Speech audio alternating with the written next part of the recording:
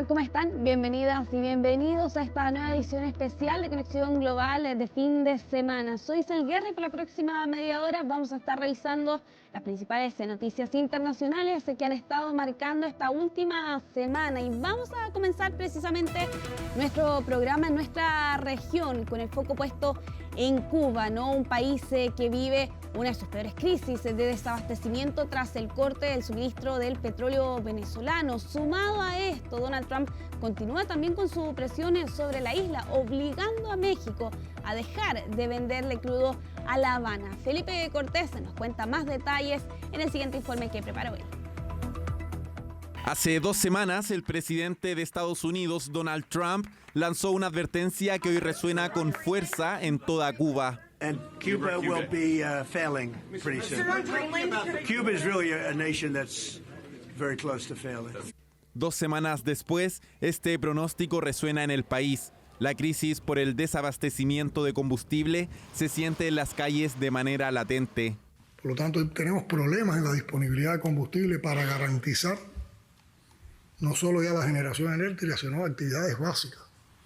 Los apagones son cada vez más frecuentes, el transporte público funciona de manera limitada y el gobierno ha anunciado racionamiento en el suministro de combustible a taxis. Algunas aerolíneas incluso han suspendido sus vuelos a la isla ante la falta de combustible para las aeronaves. Ahora mismo está crítica, ahora mismo no hay guagua, el transporte como tal, aquí los carros como ustedes ven ahí, cobran caro porque el combustible está caro, el petróleo está a 500 pesos, la gasolina 800, 1000 pesos y todo está caro, aquí todo está caro. ¿Y qué solución tiene la gente? Solución es, si no pagas el carro, te quedas agotado. Bueno, los apagones han aumentado y ellos toda la vida nos han amenazado y bueno, pues, pero nosotros nunca hemos tenido miedo, entonces bueno.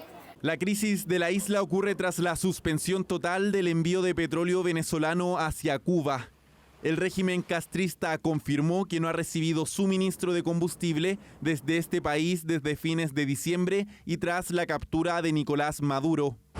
Se está quedando sin energía, se va paralizando la isla con un gobierno impotente que no tiene capacidad de respuesta y no tiene aliados. It's a failed nation now, and they're not getting any money from Venezuela, and they're not getting any money from anywhere. It's a failed nation. Mexico is going to cease sending them oil.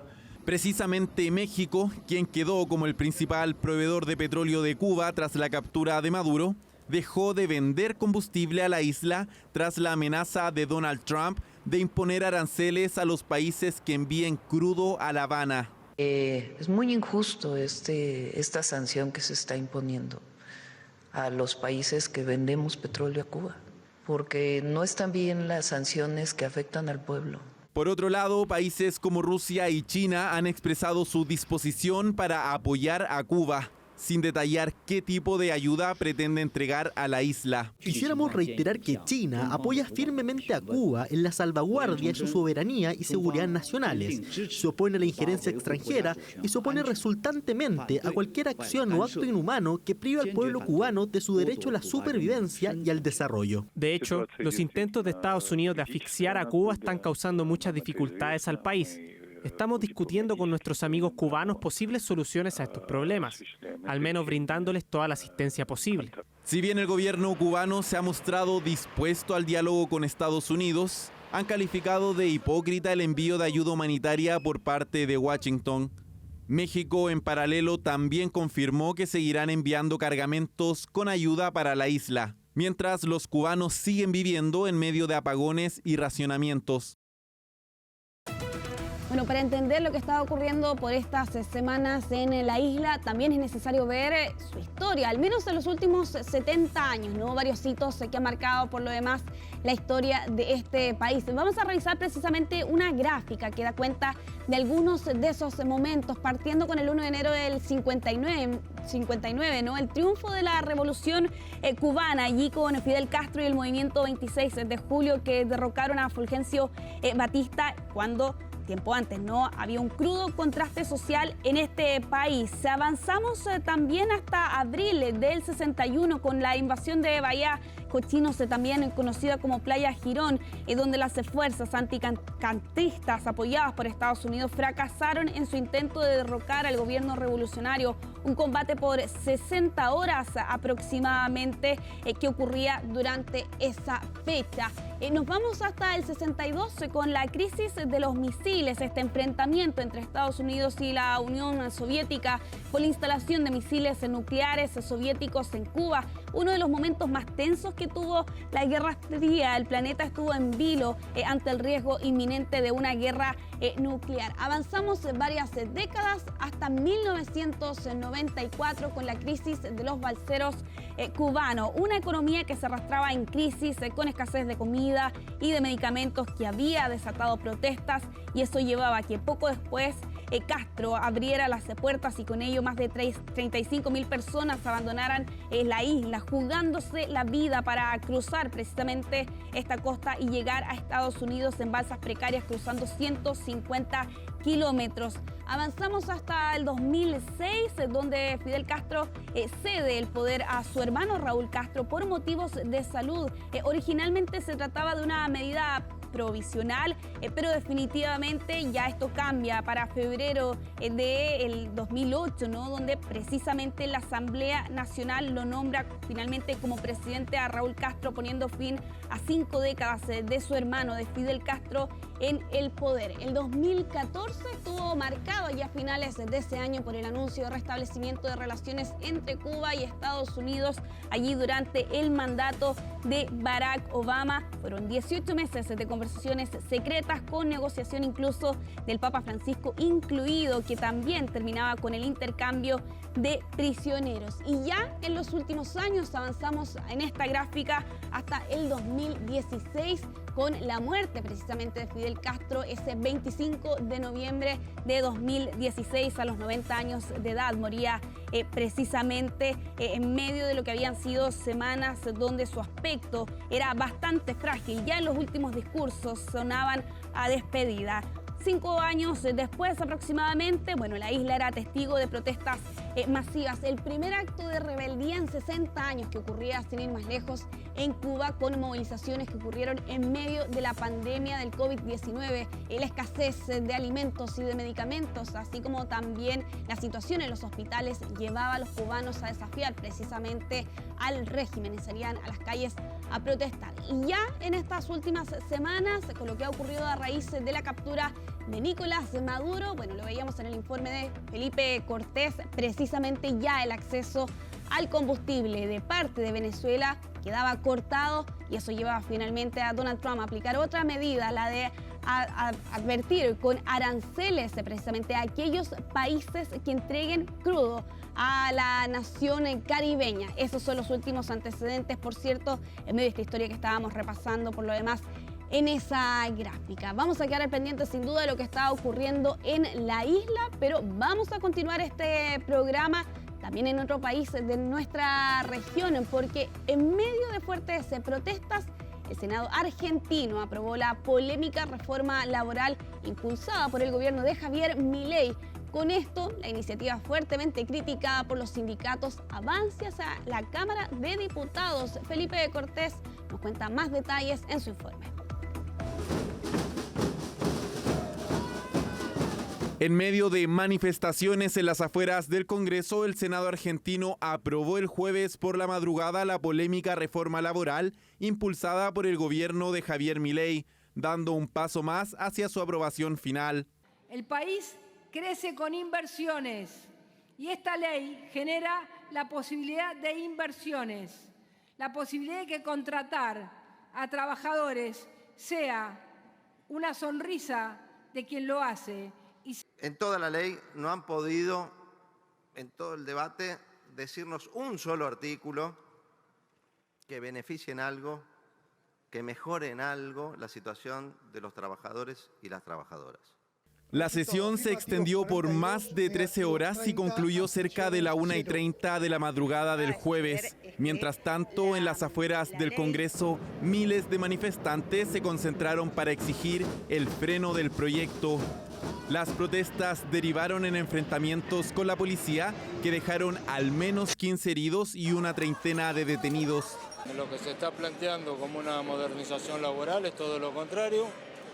Lo único que buscan es que la Argentina sea un polo en el mundo de mano de obra barata, como desgraciadamente pasa en otras regiones. Entre otras cosas, la iniciativa modifica la base de cálculo de las indemnizaciones por despido. Quedan excluidos el aguinaldo y las vacaciones. También contempla un banco de horas que permite al empleador compensar el trabajo de horas extras con días libres o reducción de jornada. La reforma laboral es necesaria en la Argentina porque ya desde hace décadas que casi no se genera empleo en el sector privado en relación de dependencia formal. La única finalidad que tiene esta norma que impulsa el Poder Ejecutivo es la de disciplinar a la fuerza de trabajo. Son falsas las argumentaciones de que va a mejorar la productividad o la competitividad de las empresas. Por otro lado, en caso de huelgas, los sectores esenciales deberán garantizar al menos el 75% del servicio, mientras que las fuerzas de seguridad deberán asegurar el 100% de prestación. También se incorpora la categoría de servicios de importancia trascendental, que deberán mantener un mínimo del 50% de su funcionamiento. O sea, una serie de cuestiones que sin duda van a tener que hacer que los sindicatos retomen ciertamente la voz de sus representados, que está bastante deteriorada. Asimismo, las asambleas no podrán afectar el funcionamiento de la empresa y requerirán autorización del empleador, mientras que se tipifican como infracciones muy graves los bloqueos o tomas de establecimientos. Nosotros estamos acá básicamente porque nos cortan el derecho principal que tiene todo trabajador y trabajadora, que es reclamar, que es patalear, que es dar la pelea. Si nos cortan las asambleas en los lugares de trabajo, nos cortan las marchas, las movilizaciones que hacemos para reclamar, no tenemos nada. En casos de accidentes no laborales, el empleado recibirá el 50% del sueldo, mientras que por accidente laboral cobrará el 75%. Además, las licencias por enfermedades crónicas solo se renovarán si pasan más de 2 años entre estas. Ahora, si vos, por ejemplo, te lastimaste jugando al fútbol, o sea, en algo en lo cual vos tomaste una acción activa y el empleador, la verdad que no tiene nada que ver, o sea, que te discapacitaste para el trabajo por un tiempo, entonces ahí es el 50%, ¿no? Con este paso legislativo, la reforma queda más cerca de convertirse en ley, en un clima de fuerte confrontación entre el gobierno y la oposición. Vamos a avanzar en Conexión Global. ¿Regresar a la violencia de su país o sortear las rodadas migratorias en otro? Ese es el dilema que enfrentan algunos ecuatorianos indocumentados en Estados Unidos. Ana María Cañizares conversó con algunos de ellos, quienes prefieren vivir bajo la incertidumbre de los operativos de ICE que volver a un país cada vez más violento. Los detalles en el siguiente reporte. Vivir a la sombra de las redadas inmigratorias porque volver al país de origen es aún más riesgoso es la disyuntiva de muchas familias de inmigrantes indocumentados procedentes de Ecuador y otros lugares.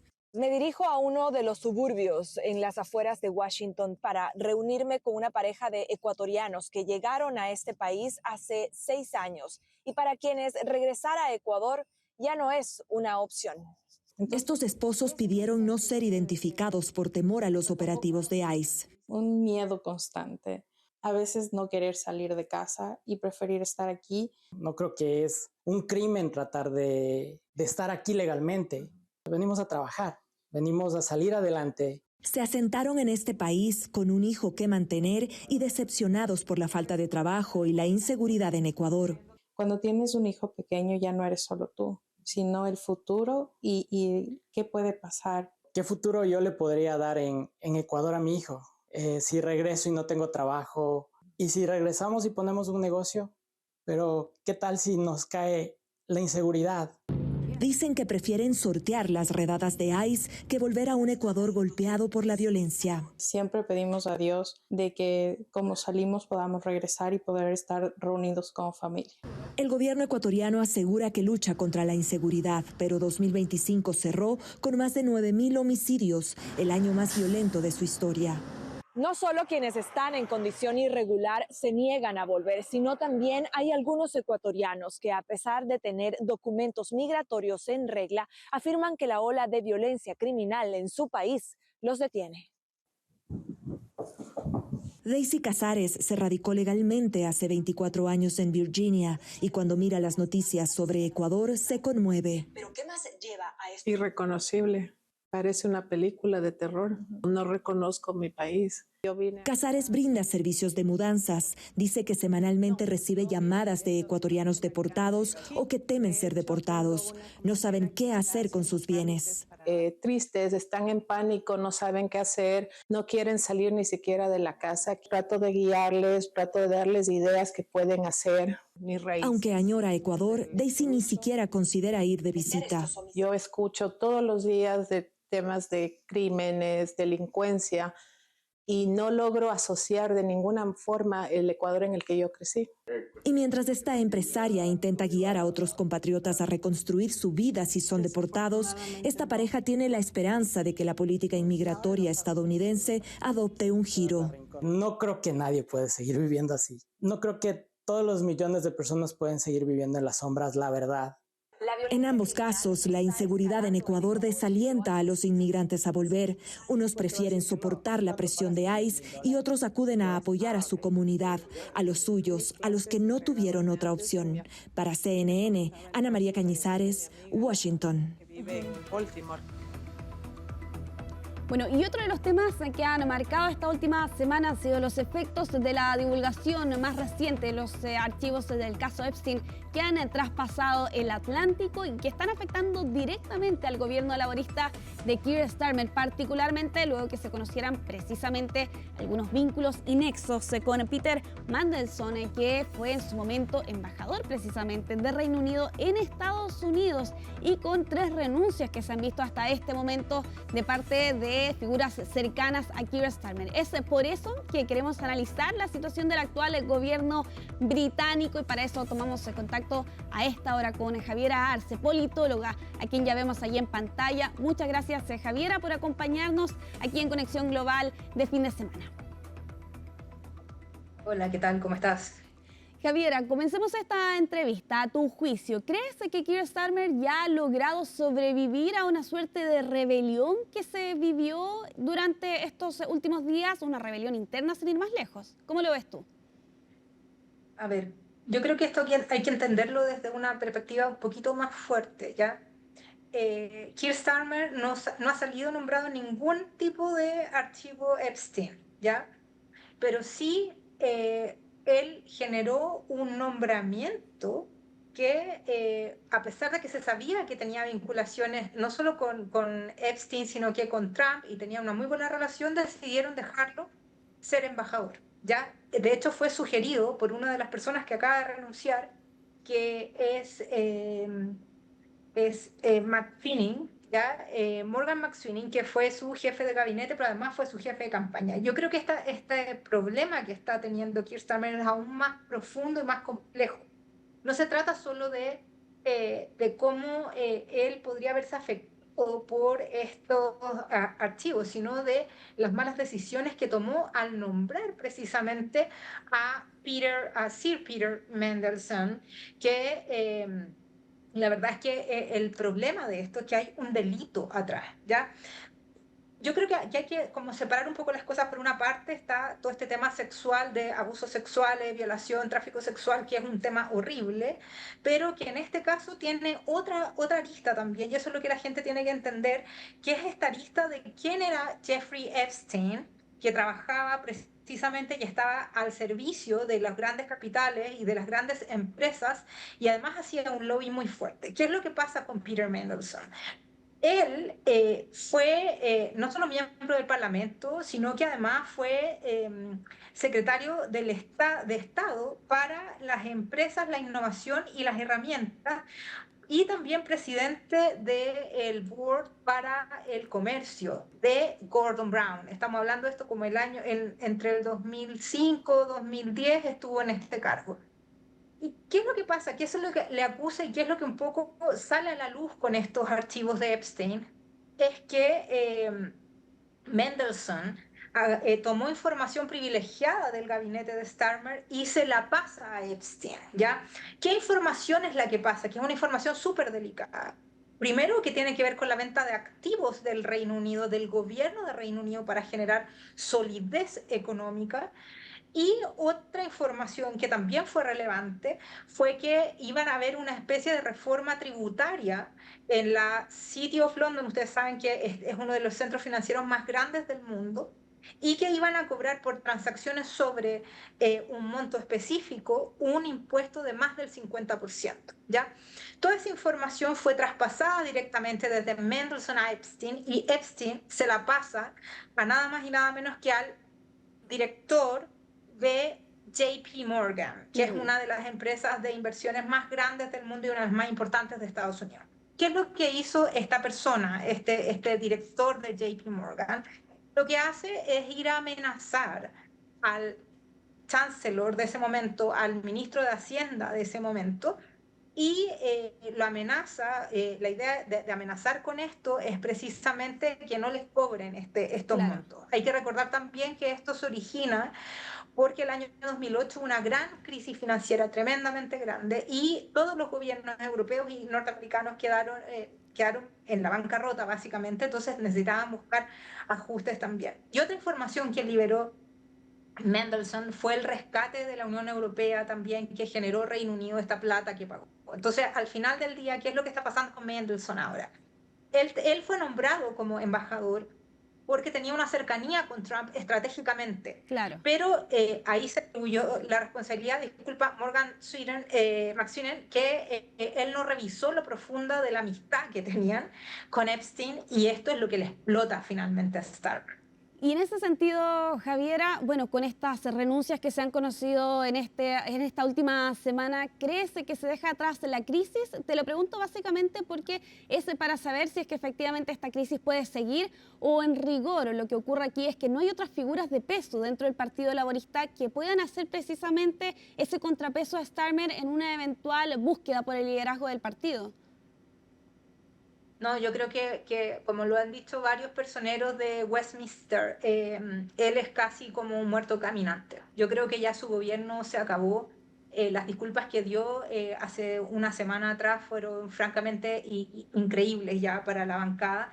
Y esto es muy complejo porque él polarizó dentro del Partido Laborista, justo con la alianza con Morgan McSweeney. Lo que hacen ellos adentro es tratar de exterminar a la izquierda del partido que encabezaba en algún momento Jeremy Corbyn y su movimiento Memento. Fueron muy eficaces en términos electorales, pero a tal punto que también generaron una racia de liderazgo sindicalistas, personas de la izquierda, y logran instalarse hegemónicamente después de un triunfo avasallador que fue el 2024. Ahora, dentro del Partido Laborista hay distintas facciones que están respondiendo a esto. Por ejemplo, Angela Rayner, que fue su viceprimera ministra, ella pertenece a la izquierda de Labour, y ella, si bien le puso piso para que pudiera pasar y llegar a las by-elections ahora más o menos sano, pero todos sabemos que no le va a ir bien al Partido Laborista. Pero, por otro lado, el Scottish, el vocero de Escocia, de líderes de Escocia, que es el Anne Swear, que también fue muy brutal y muy vehemente. Pero además pasó otra cosa que la gente no sabe, que Andy Burnham, que es el alcalde de Manchester, quiso desafiar y quiso competir ahora en estas elecciones que hay, que son unas parlamentarias entre medio, y la mesa del Partido Laborista, que está dominada por el estanismo, fue precisamente la que le negó la posibilidad de competir, porque él precisamente se veía como futuro primer ministro que pudiese reemplazar a Starmer. Entonces, yo creo que esta crisis no tiene ya ningún tipo de de iniciativa, y ahora hay que ver las elecciones, no solamente los resultados de las by-elections, sino que además las locales de mayo, que probablemente si les va mal al laborismo van a convocar a elecciones generales. De hecho, precisamente eso te iba a preguntar. Bueno, ya tenemos que ir cerrando la entrevista, pero no sin antes también saber tu opinión respecto precisamente a esos comicios generales en gran parte de Inglaterra, autonómicos en Gales y en Escocia. De hecho, sin ir más lejos, esta semana una histórica diputada laborista, estoy hablando de Diane Abbott, señalaba respecto a Starmer: no creo que aguante más allá de las elecciones de mayo. ¿Cómo lo ves tú? ¿Crees que esta podría ser la debacle para el laborista y que eso evidentemente podría dar pie a que finalmente termine su periodo con las elecciones? O sea, es altamente probable que sí. Él ya no cuenta con la confianza de su bancada. O sea, si bien hicieron con McSweeney hicieron un tremendo ejercicio electoral y ganaron pero avasalladoramente, no es que hayan obtenido más votos, pero fueron muy hábiles en tratar de conseguir escaños. De hecho, ganaron 412 escaños, o sea, es un montón. O sea, les fue estupendo, pero aprovecharon esta división entre los Reform UK, que sería algo así como el Partido Republicano de Chile, y los conservadores, que son algo así como Chile Vamos. Entonces, ¿qué es lo que pasa? Que en las últimas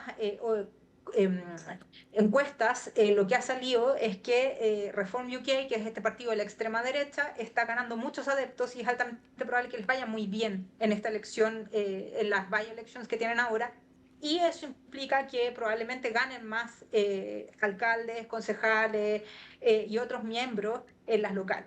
¿Qué es lo que pasaría con eso? El laborismo quedaría profundamente debilitado, y de hecho se dice además que Starmer es por lejos uno de los primeros ministros más débiles que ha tenido el laborismo. Entonces es muy complicado el escenario para él y ya no cuenta con su base de apoyo, sino más bien está ahora como tratando de sobrevivir, y de verdad las formas que ha tenido de hacerlo han sido muy, muy poco estratégico. Ahora, una última reflexión respecto de lo que pueda pasar con Reform UK. Esto es muy parecido a lo que nos está pasando en Chile. Y además de eso, Reform UK es el partido que luchó por la independencia de Reino Unido de la Unión Europea, ¿ya? Y quien lidera ese partido es Nigel Farage. Farage sale nombrado 18 veces en los archivos de Epstein, y quizás más, porque todavía no se revela todo lo demás. Es una persona que quebró la democracia en Reino Unido a través de noticias falsas y targeting. Esto está súper estudiado.